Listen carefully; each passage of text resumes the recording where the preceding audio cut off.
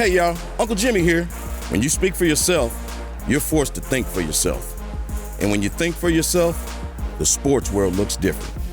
In order to enjoy this podcast and this show, you need to have the courage to look at the world from alternative points of view and not be offended when you disagree. Speak for yourself isn't your Twitter, Facebook, or Instagram feed. SFY tells you what you need to hear and not what you want to hear. So, welcome aboard, buckle up, and enjoy the ride. We start in New Orleans. All right, let's resist the temptation to turn Odell Beckham Jr. into a victim today. New Orleans police issued an arrest warrant for the wide receiver after a Superdome security guard filed a simple battery complaint against Beckham. Video captured Beckham slapping the security guard on the butt in the LSU postgame locker room Monday night. The battery complaint seems like a petty overreaction unless you understand the context. The battery complaint is connected to the massive headache Beckham has caused LSU officials, head coach Ed Orgeron, LSU fans, and the entire SEC. Before slapping the security guard on the butt, Beckham spent the immediate moments after LSU completed its rout of Clemson handing out wads of cash to LSU players on the field. This, too, was captured on video. On Tuesday, LSU claimed Beckham passed out fake cash. Yesterday, after quarterback Joe Burrow admitted during a podcast interview the money was real, LSU reversed course and acknowledged that it was investigating Beckham's actions. They issued a statement saying, "We are aware of the situation regarding Odell Beckham Jr. interacting with LSU student athletes and others unaffiliated with the team following the championship game Monday night. Initial information suggested the bills that were exchanged were novelty bills. Information and footage reviewed since shows apparent cash may also have been given to LSU student athletes. We were in contact with the NCAA and the SEC immediately upon learning of this situation in which some of our student athletes may have been placed in a compromising position. We are working with our student athletes, the NCAA, and the SEC in order to rectify the situation." All right, today's arrest warrant, in my opinion, is payback for all the trouble Beckham has stirred up for LSU and the SEC. Everybody knows the deal in major college football and basketball. The elite schools and the elite players get hooked up by boosters and alums. Beckham just needlessly put his alma mater in the NCAA crosshairs, all because he wanted to promote OBJ. Beckham epitomizes the virus spreading within sports culture. A growing number of high-pro athletes have abandoned any pretense of being role models in pursuit of being influencers. As I explained earlier this week, there's a significant difference between being a role model and influencer. A role model attempts to model public behavior to be emulated by young people. An influencer's goal is to develop a large following by any means necessary and influence that following into buying commercial products. Walter Payton aspired to be a role model. OBJ aspires to be Kim Kardashian, Lindsay Lohan, and Paris Hilton. He hasn't released a sex tape yet, but it's only a matter of time. He's obsessed with hey, look at me stunts that enhance his social media brand. OBJ is a self-serving agent of chaos whose lone mission in life is the promotion of OBJ. He is not alone. Antonio Brown suffers the exact same disease. So does Colin Kaepernick. Is Beckham's form of social media and influencer chaos as bad as Brown's and Cap's? No. Brown is sociopathic and Cap is using police brutality to sell Nikes. But Brown and Cap are no longer on NFL teams. My point on Beckham is his influencer addiction makes him a really bad fit for team sports. Beckham's influence makes it extremely hard to build a winning culture. He's Terrell Owens on social media steroids. Your best player, the player with the most influence in the locker room, can't contradict all the values taught by the coaching staff. Team sports are about sacrificing for the man or woman next to you. They're about elevating the people you work with and subjugating your individual ego for the greater good of the team. Team sports are about shared goals, shared experiences, and shared values. The 100 or so players on that LSU team, the 20 or so coaches, the team of administrators, trainers, and support staff worked all year to win a national championship. While they were doing the work to win a national title, OBJ was helping the Cleveland Browns underachieve and miss the playoffs. Monday night wasn't about Odell Beckham Jr. He strategically hijacked the event and made it about him. It's literally the most selfish act I've seen in sports. I don't blame people in Louisiana for seeking payback. LSU should ban him from its campus, and the Cleveland Browns should dump OBJ and rid their locker room of his influence. All right, joining the desk now are Fox Sports NFL analyst Mark Schlereth and Bucky Brooks. Marcellus, get us rolling. Yeah. What should LSU do about Odell Beckham Jr.? What should happen in this episode of Dumb and Dumber, which is just dumb to slap a security guard on his butt, and it's dumber to even bring up criminal charges for that same slap. You should take notice of what the NFL is doing in this approach with AB, which is slow is the way to go. Let something else, let the system, judicial system in AB's case or the NCAA in LSU's case, actually set the ruling before you actually go out there and set the ruling. Remember when you're trying to team build in LSU in this perfect season, would deem everything outside that team, those players, as outside noise. That includes Odell Beckham in this situation right now. That's outside noise. He didn't have impact on the game. He's not a teammate. And these guys are in a world that's going to change if they achieve their goals. The rules will change. Everything that we are now criticizing will turn and flip into being something that is perfectly fine, legal, and ethical. But right now, there's no message that's going to be learned by you being fast to a judgment or penalty on Odell. And it's nothing that these players are going to be able to absorb because they're in a different world than Odell. So just because of those circumstances, I just say pause for the cause. When this comes to Odell, I do not believe that LSU should disassociate themselves with OBJ. He does need a stern talking to. He has to understand that he can't put LSU in compromising situations with his behavior. And what he did on Monday night of that game, he certainly did that. But he is too valuable to the university, to the football program, as a recruiting tool to completely ostracize him from the program. When you go to these high school football camps and you talk to young wide receivers, OBJ is the guy that they aspire to be. He is the one that they look up to. So you still have to have him around the program. You still want to benefit from his hero status, his icon status, but he has to know that he can't put the bigger brand in jeopardy. I would say this. If I was LSU, I would have a meeting with Odell Beckham Jr. and the powers that be at LSU and say, if you act like a moron, and that's what you acted like on Monday night, then you're not going to be allowed to be around our program. Mm-hmm. That's the bottom line. We want you to be a part of our program, but if you're going to act like a fool and you've got that kind of, I mean, to me, the premeditated portion of putting a stack of high society in your pocket and traveling around to get yourself your attention, because that's what that is. That, to me, is wrong. If you want to celebrate with those kids and celebrate a championship, I don't have a problem with you celebrating a championship, but that was celebrating your brand. And I strongly feel that that's what went down there. So I would have to have a conversation with him. If you want to act like an adult, you want to be a great role model, and you want to help these kids get to the next level, I'm all for that. But, hey, listen, just because there are problems with the structure of the NCAA, and there are plenty of problems with that, that does not make what he did right. Right. It's not. And so those are the conversations I would have, because I'm with you. Man, you say whatever you want. Kids aspire to him. Kids, I mean, they gravitate to him. Kids aspire to a lot of things. Well, I understand that. But a lot of things that aren't good for. I want to go a cut deeper on why this is serious and why this is the state of Louisiana and people in power. They're taking action against Odell Beckham Jr. You can blame the security guard all you want. It ain't him.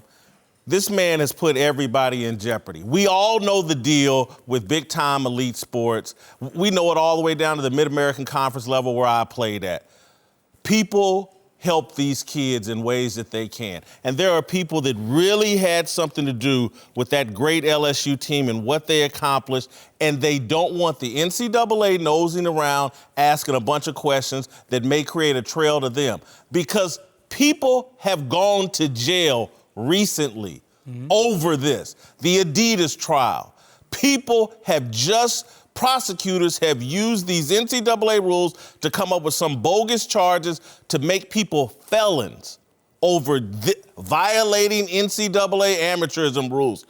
OBJ, in his stupidity, has put a lot of people in jeopardy, and that's why they need to disassociate. He's not bigger than LSU. He's not so important to LSU football that they can't survive without him. They have far more wealthier alums. They have far more people responsible for the recruits and the players that they have.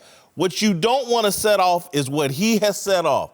A bunch of NCAA people and the media and everybody else. Well, let's go through LSU with a fine-tooth comb.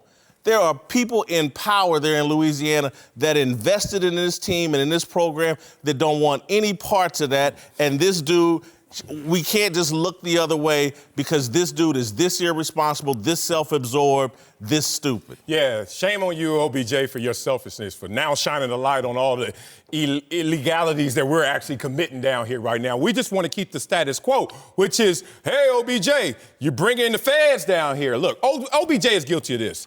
As we say in the locker room, he was on one. He got lost in the sauce. Whatever he was doing, he went way to the nth degree. But it's funny when we talk about him and his self-serving nature and attention-seeking, that not a lot of headlines are being made of him equipping the entire team with headphones the legal way, the right way. He sent out Beats by Dre's $350 values to everybody LSU affiliated. And then he got in the moment and realized they were doing something that he's never seen before, and that's his family. And he went overboard. Guilty, guilty, guilty. But this whole notion that OBJ is going to be held to a standard that people in normal society are not going to be held to, this whole role model versus influencers, that's absurd. Because we used to say yesterday's athletes were role models. They were just mislabeled. They were just underserved and underpaid influencers at the time that didn't have the platform properly like an OBJ does right now. OBJ shouldn't be held to any higher standard than we are, than your neighbors are. And it's funny when we see an athlete get in trouble, we blow it up out of proportion. Even though all the statistics say that your neighbor or you is 4 times more criminal than any pro athlete ever is. This isn't about criminality, Marcellus. We're talking this is about LSU. Didn't he just get charged? Again, that's a small detail. This man has caused his university a major headache.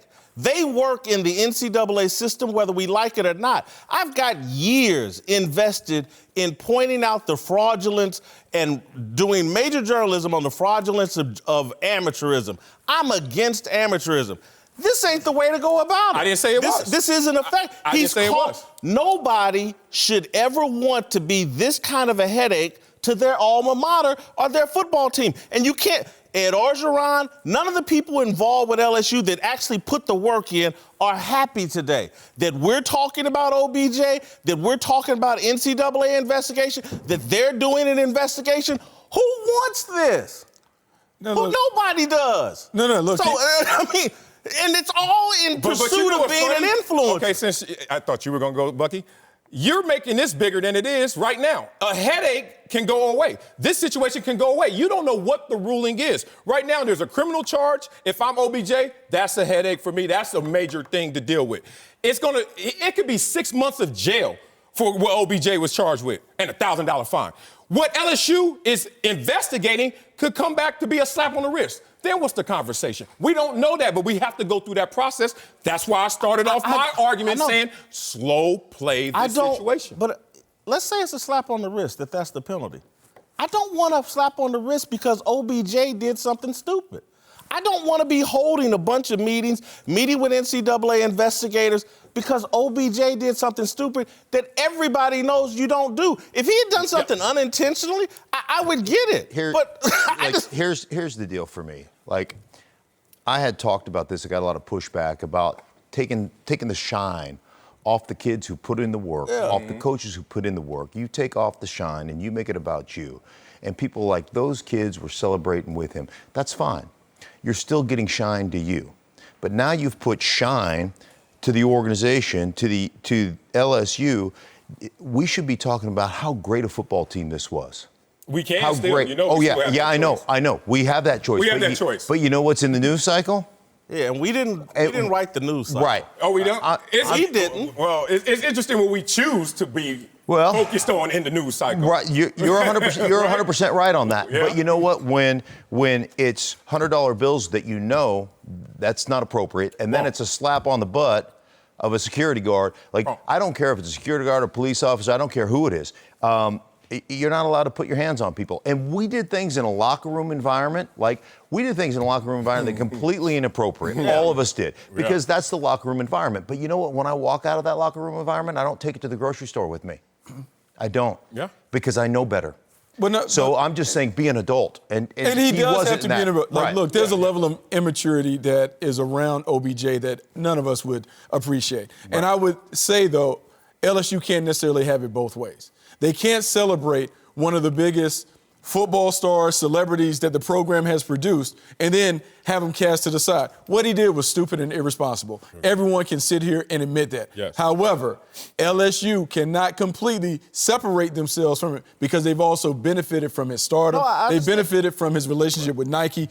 As you talked about him outfitting them with Beats, they also wore OBJ cleats that night. And they egged him on to speak. He's sitting there like, I don't want to talk. Players saying, coach is basically forcing him to speak. Like, you want the shine, but sometimes it's too bright and it goes too far. It's no different than like the Police Athletic League down in Hollywood, Florida, wanted the donation from AB until the moment they didn't. Until they was like, hey, this ain't worth the headache, this ain't worth the trouble. LSU has that right with OBJ. We're talking about something very simple. I don't know what this, I don't have kids, y'all do. Whatever the simplest instruction is for your kids, and then they violate it. And you just like, are you kidding me? I just told you don't do that, and you did. It was that simple. This man is an adult. He knew exactly what he was doing. He was there to promote OBJ, and he doesn't care that, again, as LSU has stated, put our players in a compromised position. Who does that? And who defends that? And again, they don't want it. It's a headache. I just couldn't imagine me doing something intentionally to hurt my alma mater, my high school or college, my church, people that have taken care of me and that I'm a part of their brand or whatever. I just couldn't imagine doing something that intentional to promote myself that hurts them. This is the most selfish act I've seen in sports. And he's so removed from reality and so unpredictable. If I'm LSU, I take a step back from OBJ. What does a step back mean? Materialize that. What do you mean? I think, OBJ, we don't want you on our sidelines. We don't want you to practice. You don't have to give us no more money. We're good, OBJ. Thanks for being around. We'll check back with you a year from now. Look, for this violation here. Absolutely. You started this by saying you don't have kids, and I think you realize when you have kids, it's not that simple. You don't just say you violated, okay, here's penalty, let's move on. There's a self-correction. There's a maturation, growing pains that occur through any situation, even in violation. You don't sit there and stay black and white with situations. He's nearly 30 years old, and we keep seeing a pattern of, hey, look at me. LSU has seen a pattton? Or are you saying you following OBJ? Everybody sees the pattern with OBJ and the hey, look at me antics. Watch him play football. So do the Patriots distance themselves from Edelman? PEDs, leading the league in drops, jumping on cars when you're lit.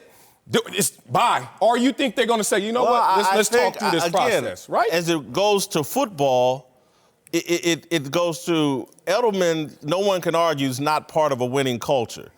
People can make that argument about OBJ. And so as it relates to the Browns or the Patriots or whatever, it's about, do you contribute to a winning culture? People can make the argument, Edelman does, OBJ doesn't. As it relates to wherever did Edelman play at Kent State? Yeah. Is he the quarterback? Yeah. That played at Kent State. He hasn't done anything to put Kent State in a bad light. You said any organization. He's certainly done it to the New England Patriots, on and off the field of late. So here's my thing.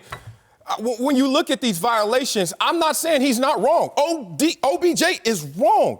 I'm just arguing a different severity of penalty because I have to weigh the positives with the negatives. I'm not throwing out the baby with the bathwater. Everybody has to do taxes, and yet not everybody feels comfortable doing taxes, which doesn't seem right, especially when you consider all the amazing things these same people accomplish every day of their lives. TurboTax believes that with the right tools and encouragement, people can be good at anything. Yes, even taxes. And to help people feel more comfortable with the tax process, TurboTax Live gives you personal access to experienced CPAs and EAs who are there for you even on nights and weekends. and they're happy to go through your return with you line by line to double check that you've done everything right, so you can be sure to get your best possible refund and feel 100% confident in your taxes. TurboTax. All people are tax people. Bucky Brooks is back with us. We're joined by former NFL head coach Jeff Fisher. Time for a big story. Sponsored by KFC's $3 Famous Bowl. Try it spicy. All right, let's move to Antonio Brown, who made waves this week posting a profane and racist tirade against police and the mother of his children on Instagram. The backlash has continued today with Brown's agent, Drew Rosenhaus, and Brown's attorney both reportedly terminating their relationship with the receiver. All right, do we think Drew Rosenhaus's decision, think this will help Antonio Brown? No, unfortunately, no. A lot of times players even get lost in this, that the agents work for the players. So basically, if your employee comes up to you and quits, does that really change you? Have you hit rock bottom? Is that now a new moment of clarity? I think this is a necessary step in terms of the NFL saying you're going to be employed by us, you need to get help. But when your agent dismisses you conditionally, I don't think that anything in your reality changes because, one, the mindset is I could get another agent, but two, this isn't the rock bottom. This isn't the point where we're going to see a difference in behavior from AB, so I say no. Look, man, I think it hurts him because he needs an advocate.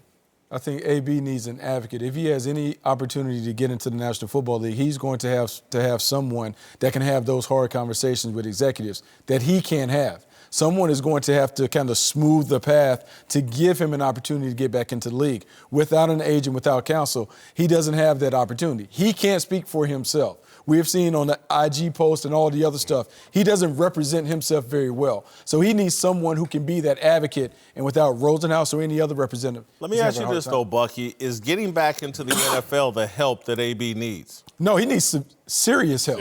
He needs serious help. So does serious this move attention. help there? Because that's why Rosenhaus is stepping away. No, but I take a different issue with Rosenhaus stepping away because, like, when we talk about family and the agent comes into your house and he talks about, I'm going to be there for you, I'm going to help you accomplish all these dreams, what I'm seeing from the outside, it appears as soon as AB can't do anything for me, I'm stepping off. If Drew was really an advocate for AB, he would try and ensure that he got the help before he even worried about the league. And so I'm more worried about him jumping off right now because it doesn't appear to me that he really cares for his client. See, Drew Rosenhaus has been through it over the years. I mean, he has been front and center with a lot of, I don't want to say issues or some things that have come up with respect to his clients. But right now, Bucky, as you say, the business side is over, okay? There's nothing for Drew. There's no way Drew's going to benefit from anything in his mind. So the business relationship's over. But what about that other relationship, going in the living room, taking care of your client? That's over as well. So this may be what AB needed.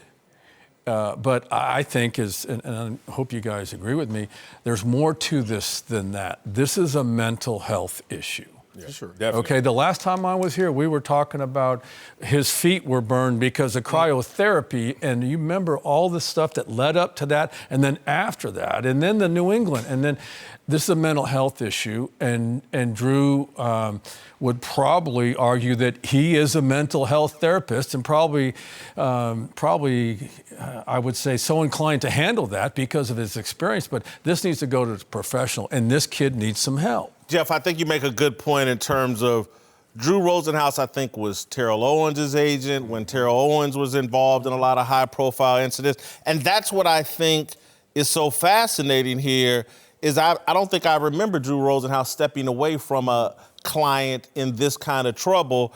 And that's why I don't think it's going to be effective, but I do think he's trying to shake up someone who's having perhaps mental issues, perhaps chemical self-medicating issues. I don't know. But if you look at his behavior, it's not the behavior of a rational person. And so I think Drew Rosenhaus would argue, and I've been a critic of Drew Rosenhaus, but I'm going to defend him. I think he is trying to pull the rug out from underneath Antonio to get him to hit rock bottom so that he is open to somebody coming in and helping him with his mental or chemical issues? I'm not believing it. I think it's disingenuous. Let's just be real about it. He said, I'm not representing you conditionally. You need to go get help conditionally. Drew represented him all the way through, even in November when he had a workout with Seattle, even in December when he went to New Orleans and kicked the tires. And you're trying to tell me that AB today is in a different place in assessment than he was just a month ago? Not for me. He did another thing for a video that gave us more ammunition, but it didn't change what I knew that AB needed, which was some mental health. Knew that in November, knew that in December. Drew, you knew it better than I did because you're with him. So it's interesting that conditional basically means get help. And once you get help, you probably get back in the league. And then you can give me some of that money. Wait a minute. What are you here for in fullness if you're my agent? I understand you're going to get your 3%, your 1% if I'm really top tier. But this timing, as you said, Bucky, really kind of rubs me the wrong way because it means that he doesn't completely care about AB the person. This is an issue. I had the conversation with Chris Long in the last 10 days with respect to mental health. Who's gonna take the position? Who's gonna be the resource? Where are you gonna go? You gonna go to the Players Association? They're not gonna touch it. They're not gonna help it. Okay, you're gonna go to the Management Council and the NFL and the clubs? They're not gonna touch it. I know that. I've been around this business for a long, long time. Mental health is a neglected aspect, especially as it relates to former players that need it. But it's neglected, and no one wants to touch it, and there's a need for it. And again, if Antonio's sitting out there, I'm not saying that you got problems. I'm just saying that all things are pointing to the fact that maybe you do need to sit down and talk to somebody that knows what they're talking about, because there's issues here. And if you're that great of a player, believe me, the National Football League and agents and the Players Association, they'll look past it. But no one's looking past this right now. So maybe this is the step that this sport and the industry needs to take and move for. Because the last segment you did about the LSU stuff and Odell, I mean, unfortunately, these are stories. Mm-hmm. You know, this is what's captivating your time. I thought before I walked up here, I go, you know what? Excerpts from what you guys just talked about so eloquently with respect to LSU and Odell are going to be shown to players in next year's training camp of how not to do things and why, because your actions are going to create these problems and we're trying to help you. And so there are just not resources out there to help. And so in saying all of that, like we talk about resources and him needing help, I would just like to think that your agent, the guy who has sat in your home and did through all the recruiting process that we had to deal with when it came to picking an agent, that at some point he would have that hard conversation and he would drag AB somewhere where he could get some help and attention, as opposed to stepping away from it and leaving him to fend for himself. But Bucky, I think, and just having some, I don't want to put my family business out here on the street, but again, when you start dealing with these issues, man, people are hard to corral. Yeah. Real hard to corral. And then when you, and again, you talking about for family. Mama, daddy can't corral them. Uncles, aunties, grandmama can't corral. An agent? I mean, and so, and I understand that, you know, he's made a lot of money with AB, but I and again, I've been a critic of Drew Rosenhaus, a harsh critic. I'm not a big fan. But I think what he may be trying to do here is, again, it's like he's tried everything else. He's probably tried to drag him. And so maybe he's saying, AB, oh, you want to get back in football? Well, I'm not going to help you until you correct these issues here mentally, because I'm more concerned about you as a human being than I am a football player. So let me be part of the process of removing football away, because I'm your conduit to get back into the NFL. I'm going to take that away, because you need to focus on AB. And I think that's a reasonable conclusion for somebody that watched that video of him outside his house talking that way in front of his young kids, to his baby mamas, to their mother, and to that police force. I'm not sure if I wouldn't have reached the same conclusion as Drew Rosenhaus. I mean, look, AB is bad for business right now. Let's just be real about that. And Drew Rosenhaus is taking the league of the Hollywood Powell Athletic League and saying, let me disassociate as well. Because either I say, if I'm Drew Rosenhaus, I'm taking you to get help, or we don't need to work together ever again. Because guess what, Drew? He came from Rock Nation to you. So Drew knows the whole scope of this conditional, like, go fix yourself, come back, and now you're a football player again. We work together again, forgetting about the player. Love your point, Coach. Athletes take so much care of their physical health and totally neglect their mental health. And there are resources, but just like all resources, it's a two-way street. You have to go out and reach for it, and usually it's there to receive it. We're joined now by former NFL offensive lineman Rich Ohrnberger. All right, let's move to Kansas City, where the Chiefs host the Titans in the AFC Championship game Sunday. Tennessee has been rolling and just shut down Lamar Jackson, but now they're up against the most explosive offense in the league, and Tyreek Hill sounds pretty confident that the Chiefs receivers can't be stopped. Well, I feel like nobody in the NFL can guard any of us. I mean, and that's no disrespect to nobody. That's just the confidence that I got. I mean, and myself and just the wideouts I got around me, including the tight ends and the running backs. I feel like no DB unit, no secondary unit, no linebacker, or any defense can guard any of us. So man-to-man is just easy for us to beat. And if you just allow us to just run through zones, it's even easier. So you like that? Wow. Got a problem with Tyreek Hill saying this? I love this. One, you can't say anything to a team that's about to play in the AFC Championship game to motivate them more. It has nowhere to land, no bulletin board material. This has no place to land in their psyche as they're already fully motivated.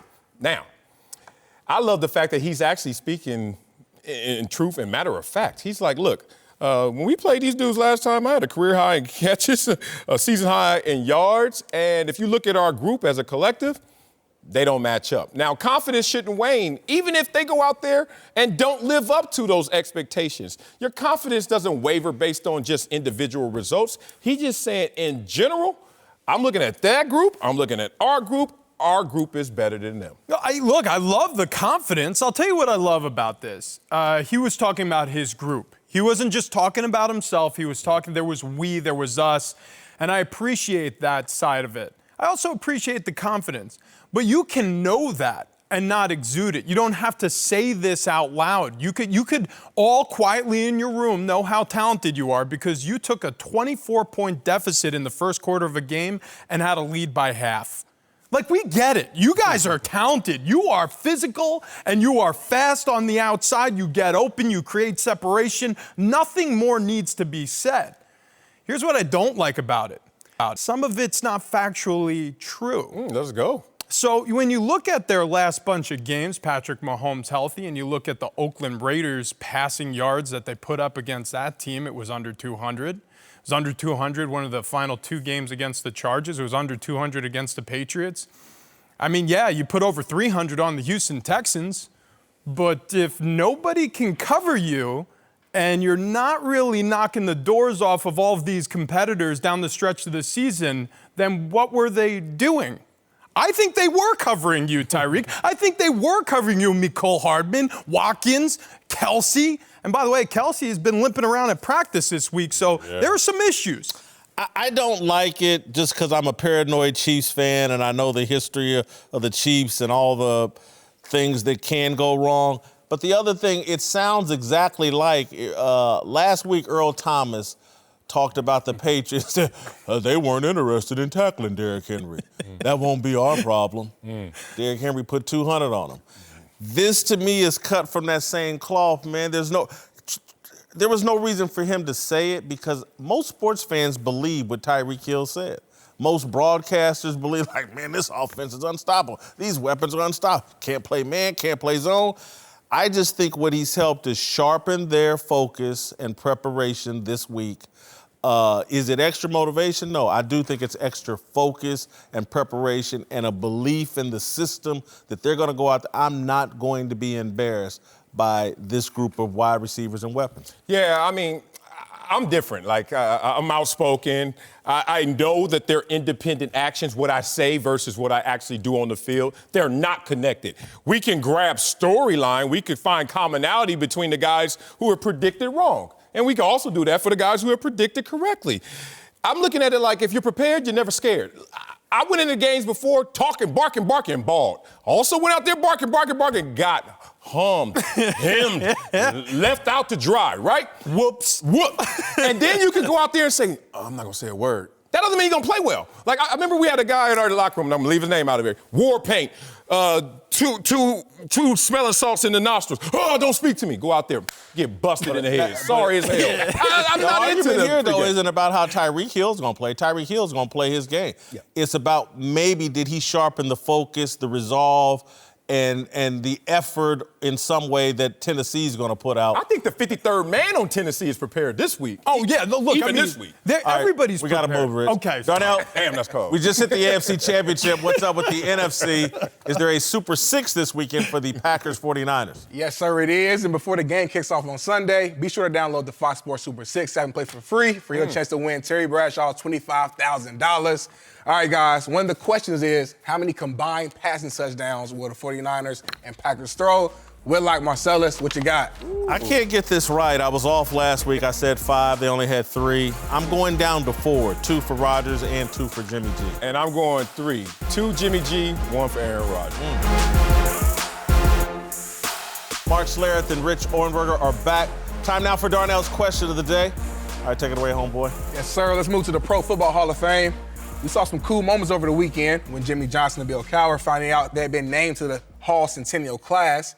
Well, former Cowboys receiver Drew Pearson was hoping for a similar moment and had some cameras around when the rest of the class was being announced. Only problem is he didn't make it. Take a look. They broke my heart. They broke my heart. And they did it like this. They strung it out like this. I'm sorry. I want to ask you guys, what's your reaction to this video? And I've always felt like the NFL needs to go to a policy of you got 10 years to make it into the Hall of Fame after you're eligible. If you don't make it in 10 years, you're taken off the ballot. The pain ends. This guy's 70 years old. He's been waiting 30 years. It should have been over with 20 years ago. Let me answer that first. I disagree with capping it because what do you always say, Mark? People always talk about minor surgery. That's something you say when it's not on you. When it's on somebody else, right? It sounds great for us to sit up here and say cap it. But if I'm Drew Pearson, don't you cap it. As long as I have a breath of life, I want an opportunity. But to me, this was sad to watch. This was sad because Grandma said, don't let them steal your joy. And right now, they have his happiness hostage because he's still waiting, and not just waiting, but so invested. And I understand why. You're the only member of the 1970s All-Decade team not in the Hall of Fame.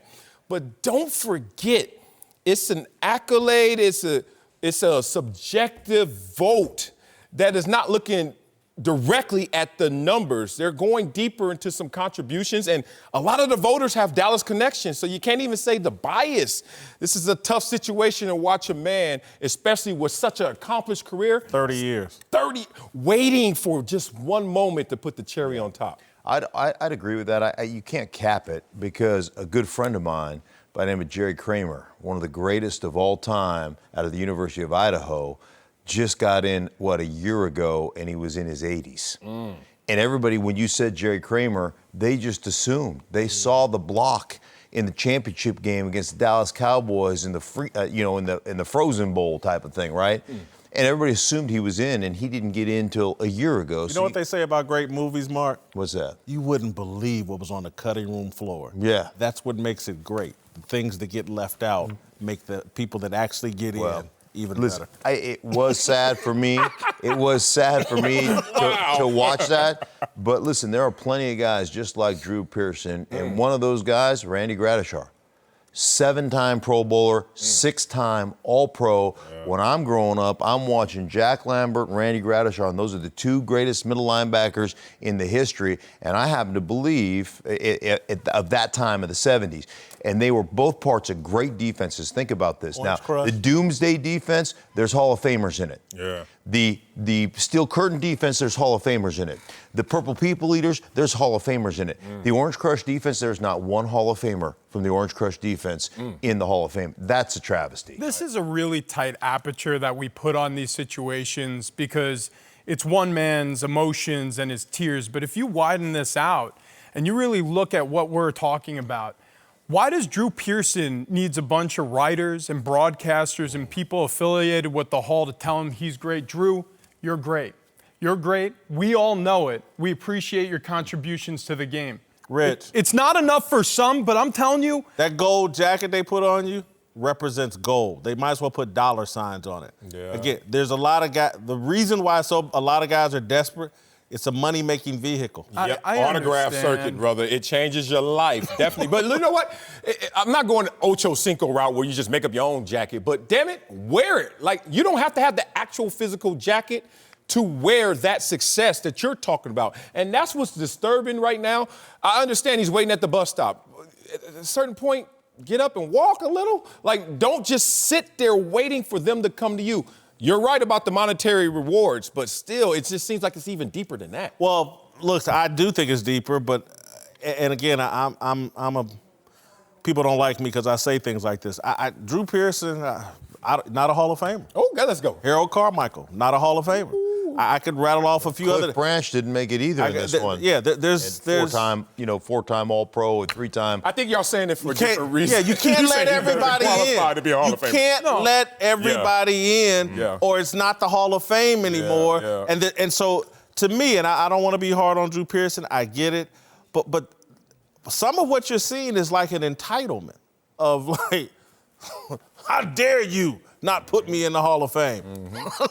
I don't know. I thought that was for the millennials. A lot of great players. You make a good point about exclusivity, though, because we all know this. Lines create interest. You go to the Sunset Strip and you see a long line outside a nightclub, you're thinking, well, they got something figured out there, and that's why everybody wants in the Hall of Fame. Except when you go in that club, ain't nobody in there.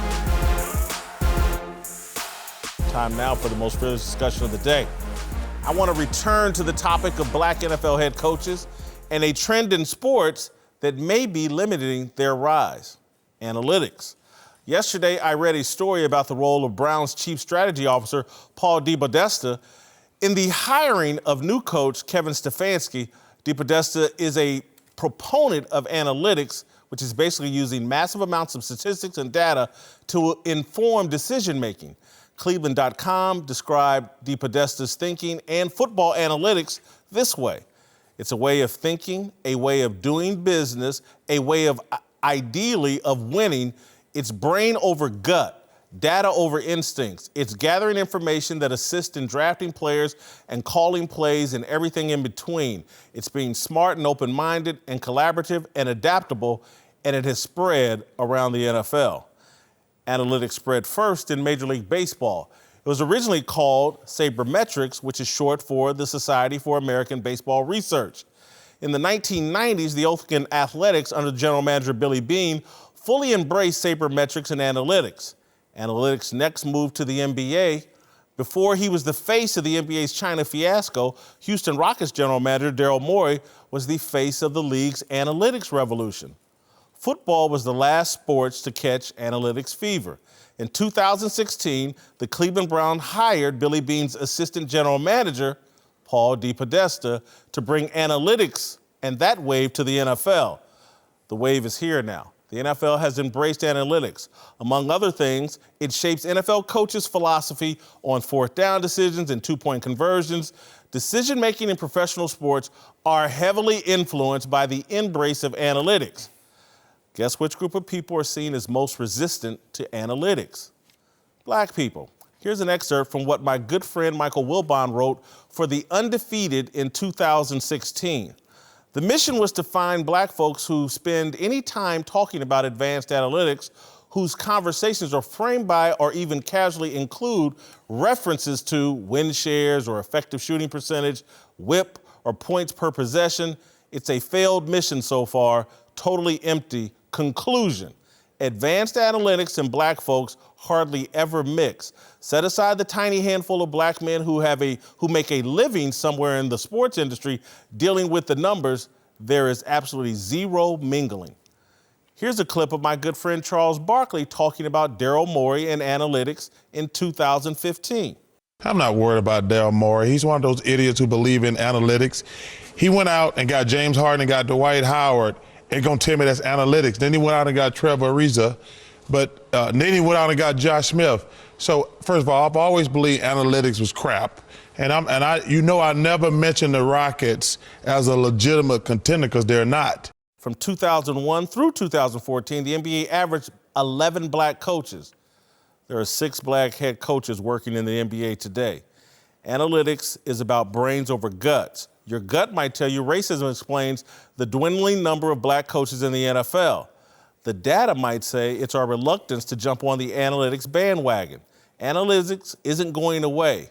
We can get with it or we can get left behind. All right, Marcellus, get us rolling. Is the NFL's embrace of analytics a factor in holding back black coaches? No. I think if you chase analytics, you'll just be chasing the latest wave that tries to explain the lack of minority black coaches in the NFL. You guys remember all the waves. Let's start with what Bucky likes to highlight, the thinking positions. I remember, let's go back 30, 40 years, thinking positions, where it used to just be the safety and the linebacker and the center and the quarterback. White positions, because the black players not deemed as intelligent, perceived as intelligent as those white players in those thinking positions. So now let's talk about where we are today. I think 2 things are really at play here. Because if you chase the analytics, guess what? There was a time where we were chasing the young offensive coordinators, the quarterback coaches, the offensive quality control guys. Like, we continue to say, put yourself in those buckets, but they continue to move the bucket. 2 things happened. One, when I retired, not too many brothers wanted to coach. I'm one. And a lot of my brothers like, nah, dog, not coaching. It's almost like how baseball is perceived at the high school level. Like, you're good at it, but what? I don't see the end in sight. How many years in the minors? How many teams? How many cities? And a lot of brothers was like, I'm not coaching. So there's a smaller pool of applicants when you talk about black coaches. If you talk about, especially in the buckets that exist right now, well, we got Byron Leftwich, Eric Bieniemy, how many guys really in those offensive positions? And the second thing is, if you really look at it, when you have that smaller pool and the guys are not doing exactly what they're poaching from, you're going to be in this situation where you have 3 black head coaches, which, crazy enough, is reflective of the population of black people in this country. Like, 13% of the coaches in the NFL are black, and 13% of the people in this country are black. Until we change our cultural values or what we desire out of the game post-retirement, I think a lot more guys want to get into what I'm doing. Brothers love to talk it. But a lot of guys I don't see want to do the same thing and go through those rigors in that road to becoming black head coaches. I think it does play a small part in why we haven't seen as many minority coaches. I think you have to kind of run it up the flagpole.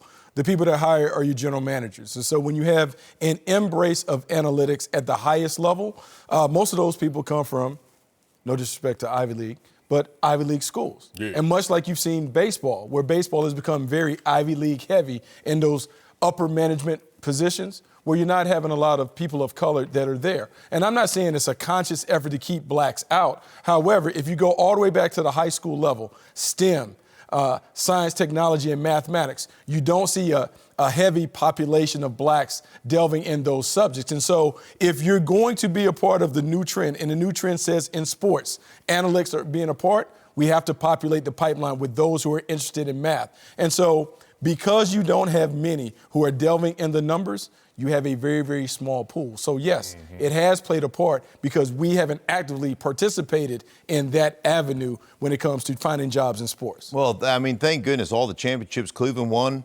Paul DePodesta was 1-15 when he took over in 16. He's 0-16 in 17, 7-8-1 in 18. Yeah, these analytics are really whipping ass in the NFL. I mean, the Cleveland Browns, for crying out loud. Listen, there are plenty of guys who would embrace analytics that are black that aren't getting opportunities. And there are plenty of guys who aren't embracing analytics that are white that are getting opportunities. Boom. Sorry about it. I mean, I think one of the big issues, and I think you touched on it, and I think it's true. The majority of, in my experience in the NFL, the majority of white coaches spend their time on the offensive side of the ball. And in this game where it's all about quarterbacking and offense and that's become that, I mean, you get a young offensive coordinator, those are the guys they want to hire, and the majority of those guys happen to be white. And I also think the majority that analytics has its biggest influence on the offensive side of football. And so, again, I want to be clear. The question is, does the NFL's embrace of analytics a factor in holding black coaches back? And so, does it explain it all? Absolutely not. But if the sports world is being overrun by analytics, it is across the board. Again, sabermetrics started in 1971 and then really took flight in baseball in the 1990s with the Oakland Athletics. And sabermetrics and analytics moved to basketball in the last 10, 15 years.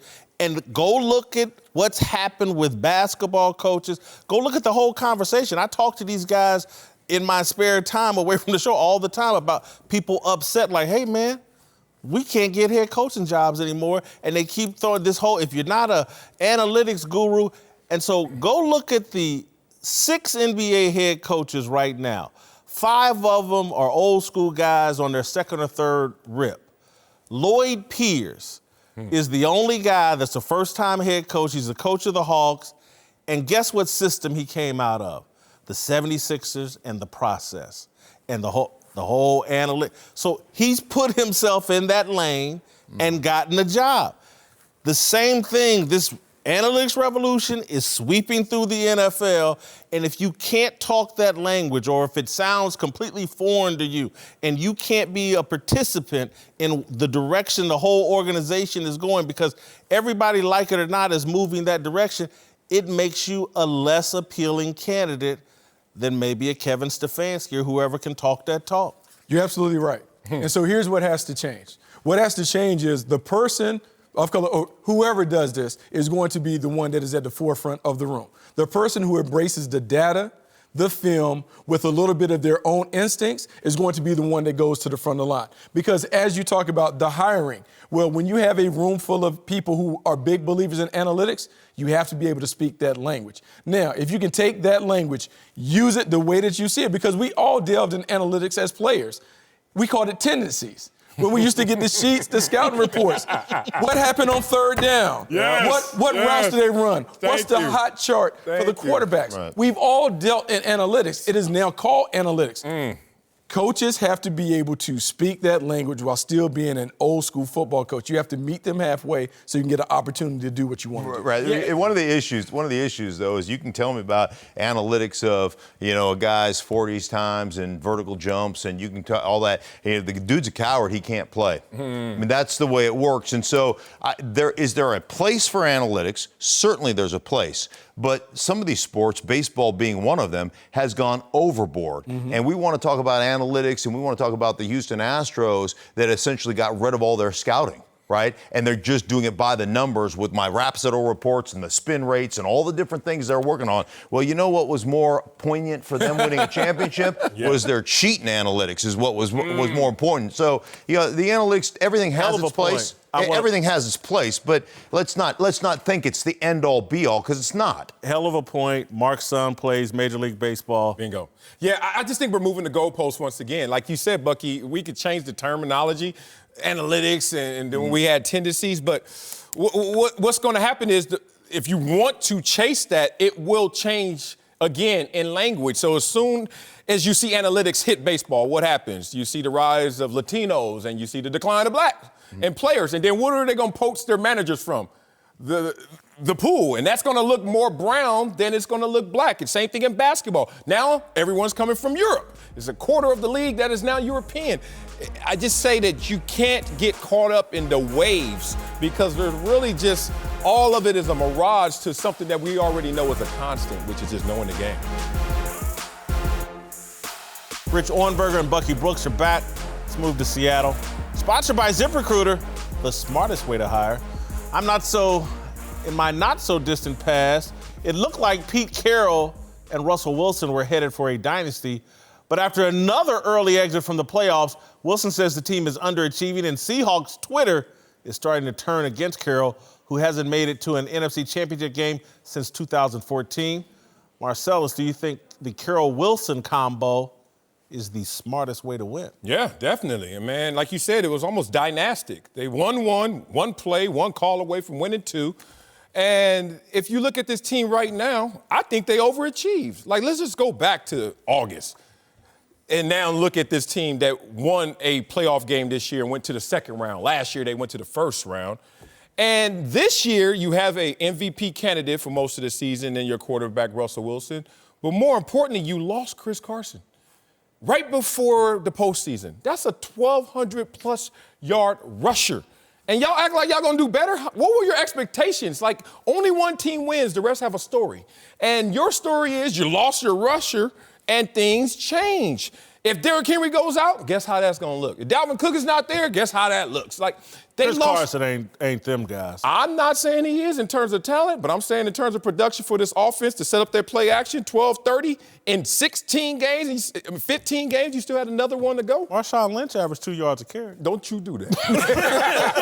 That's the point. That's the point. Beast mode you're talking about. Stop it. Hey, look, yes, he's the right coach for Russell Wilson, and here's the reason why. Because he's been his coach the entire way. There's something to be said about consistency. We're in a culture where every day things change on us, and we're just getting used to that. Things don't have to change, especially good things. And what's happening in Seattle right now is a very good thing. Mm-hmm. We get all hot and bothered about playoff appearances without making a deep enough run.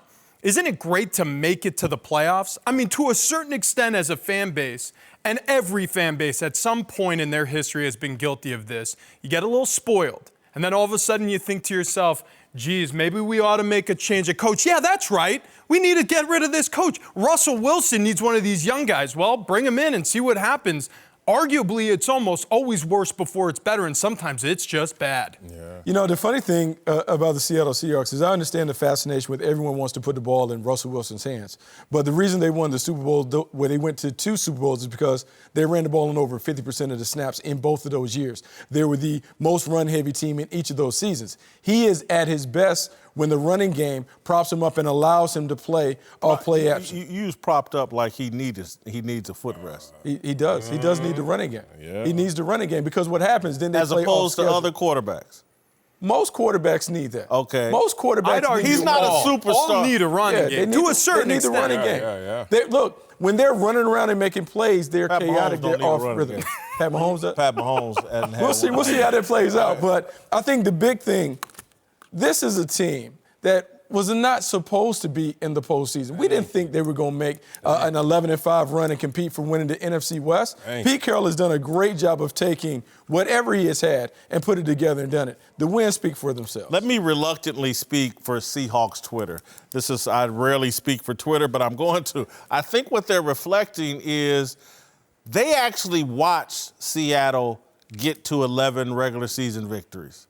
And they know that it was razor thin, that this could have been a 7-9 football team. They know that Seattle ended the season, I think, with a plus 7-point differential. That should have been an 8-8, 9-7 football team. And so what they're saying is, and what we don't seem to believe here amongst this group, is like they think Russell Wilson is the highest paid quarterback in football because he deserves to be, because he's that good. And we need to put more of this offense on Russell Wilson and open it up. And Pete Carroll's not the coach to ever do that. Well, the thing is, one thing I love about my favorite sport, track, is it's the purest meritocracy in sports. When you leave a track event, you go in the stands, there's only 2 questions. What place you get and what was your time?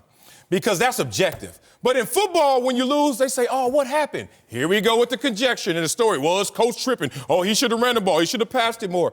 How about y'all not good enough? It's okay, Seattle. Like right now, your team is damn good. You won 11 games, but you lost your rushing attack and you walked into playoffs one-dimensional and got exposed in the second round, which is an advancement from last year. Can you take these growing pains? But here's what I would say about track and field and football. Football's far more interesting. because of all the different variables.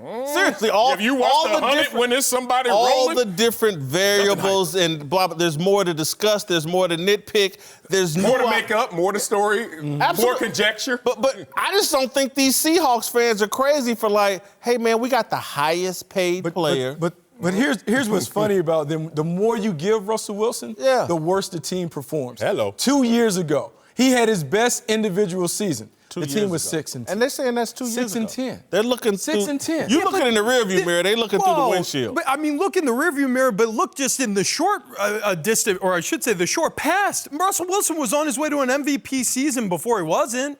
You know what I'm saying? Like this guy. And they say I hate on him. This guy, no. This guy is playing great football right now, and Pete Carroll is a great football coach. I think everybody's anxious to make changes, and on the other side of change, guess what? That grass is not always greener. That's my caution here. And only in Green Bay did the grass get greener when they moved on from Mike McCarthy to Matt LaFleur. God, I know. And less of Aaron Rodgers. We'll see. We'll see how that looks. Less of Aaron Rodgers. We'll see how that looks. Hand it off. Yeah, what evidence?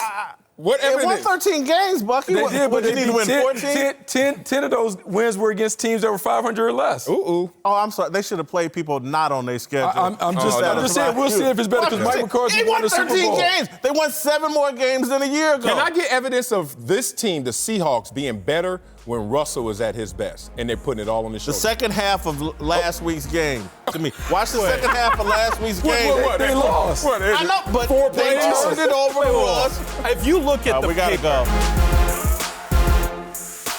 Uncle Jimmy's here to help us talk about our approval ratings for Odell Beckham Jr.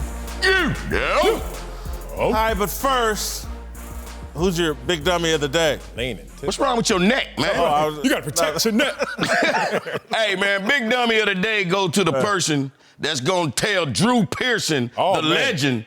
Hey, man, you've been sitting on the bus stop so long, you might want to get up and start walking. You do know that brother's 70 years old, right? Been waiting 35 to get in the Hall of Fame. Let it go. He ain't going to make it to the next bus stop. All right, let's talk Odell Beckham Jr., whose national championship antics have landed him in hot water. An arrest warrant has been issued after video surfaced of OBJ slapping a security guard on the backside of the LSU locker room.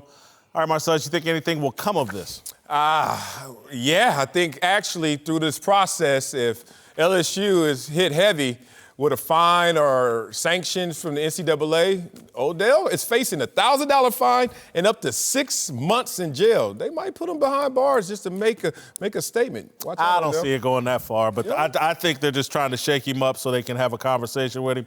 But Uncle Jimmy, we're going to go serious with Uncle Jimmy. No jokes today. Uncle Jimmy, 17 years in law enforcement in Kansas City.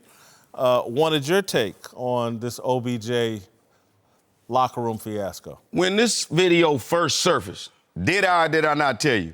Oh, they going to charge his ass. You did say literally his ass. Literally. He charged their ass first, so. Look, man, here, let's get something established. Right is right, wrong is wrong, and it ain't no in the middle. Okay? Let's just do that. No jokes. No jokes. Listen to what I'm trying to say. And I'm very serious. When I saw that, remember Russell Westbrook, when the little boy touched him playing basketball? Yeah. And Russell Westbrook told that kid's father, in no uncertain terms, what he would do to him and his wife if that kid ever touched him while he was working. Am I right?